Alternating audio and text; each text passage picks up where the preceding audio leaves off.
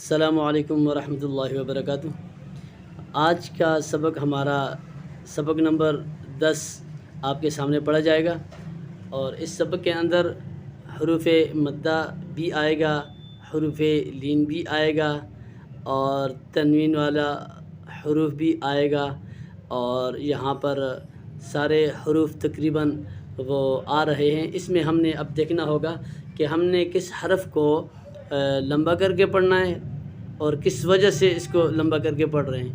تو اگر غور سے اگر ہم اس کو ویڈیو کو دیکھیں گے، سنیں گے، تو انشاءاللہ اللہ کے کرم سے قرآن پاک کا پڑھنا آپ کے لیے آسان ہو جائے گا۔ تو ہم اپنے سبق کی طرف آ رہے ہیں۔ اعوذ باللہ من الشیطان الرجیم، بسم اللہ الرحمن الرحیم۔ قال، قولا کو ہم نے لمبا کر کے پڑھا، یہ الف مدہ کی وجہ سے لمبا کر کے پڑھا ہے۔ صراط، اس را کو ہم نے لمبا کر کے پڑھا ہے، تو اس کی وجہ کیا ہے؟ یہاں پر یہ الف مدہ ہو رہا ہے۔ ہا کو ہم نے اس لیے لمبا کیا کہ اس کے اوپر کھڑا زبر ہے، اور زال کو اس لیے لمبا کر کے پڑھا ہے کہ یہاں پر الف مدہ بن رہا ہے۔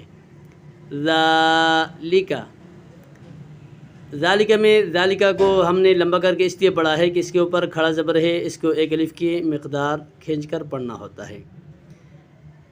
لام اور کاف کو ہم نے شارٹ کر کے پڑھا ہے، کیونکہ یہ سبق نمبر 3 کے اندر یہ ہم نے تفصیل کے ساتھ آپ کو بتا دیا گیا۔ کانو میں کاف کو ہم نے لمبا کر کے اس لیے پڑھا کہ یہاں پر الف مدہ ہو رہا ہے۔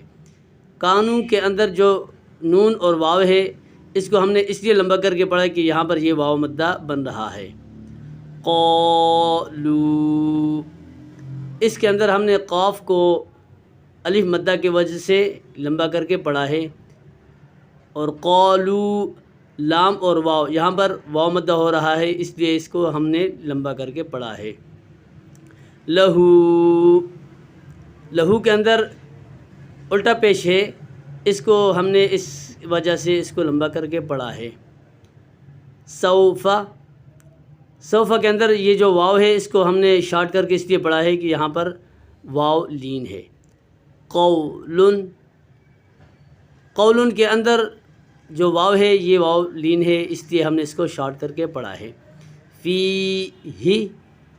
ہی کے اندر یا مدہ ہے، اس لیے ہم نے فی کو لمبا کر کے پڑھا ہے، اور ہا جو ہے نا یہ متحرک ہے، اس کے نیچے زیر ہے، اس کو ہم نے شارٹ کر کے پڑھا ہے۔ نو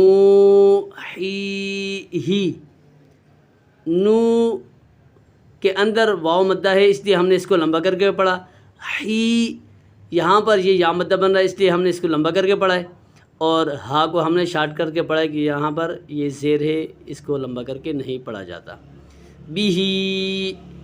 بیہی کے اندر ہم نے با کو شارٹ کر کے پڑھا ہے، اور ہا کو اس لیے لمبا کر کے پڑھا ہے کہ کھڑی زیر جو ہے نا یہ یا مدہ کے قائم مقام ہے، اس لیے ہم نے کھڑی زیر کو لمبا کر کے پڑھا ہے۔